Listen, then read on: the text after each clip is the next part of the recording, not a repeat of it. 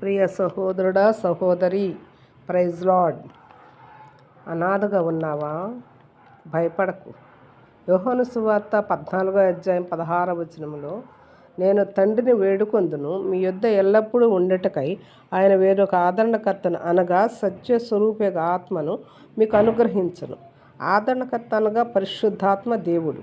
మనం వేదనలో ఉన్నప్పుడు నీ కన్నీటితో ఆయన సన్నిధిలో ప్రార్థిస్తే పరిశుద్ధాత్మ దేవుడు మనల్ని ఎంతో ఆదరిస్తాడు. మనము దుఃఖములో ఉన్నప్పుడు ఏకాంతంగా మన గదిలోనికి వెళ్ళి ఆయన పాదాల దగ్గర కూర్చుంటే ఆయన మన దగ్గరకు వస్తాడు, మనల్ని తన ఒడిలోకి తీసుకుంటాడు. నిజంగా నీవు మొరపెడితే ఆయన స్పర్శను నువ్వు అనుభవిస్తావు. కొద్ది సమయంలో ఆయనతో ఏకాంతంగా గడిపి చూడు. నాకు ఎవరూ లేరే అని దిగులు పడుతున్న నీవు ఆ గదిలో పరిశుద్ధాత్మ ద్వారా ఆదరణ పొందుకొని సంతోషంగా బయటకు వస్తావు. నేను ఒంటరి అనుకున్న నీ ప్రతి ఒక్కరు కూడా ఇలా చేసి చూడండి. యేసయ్యని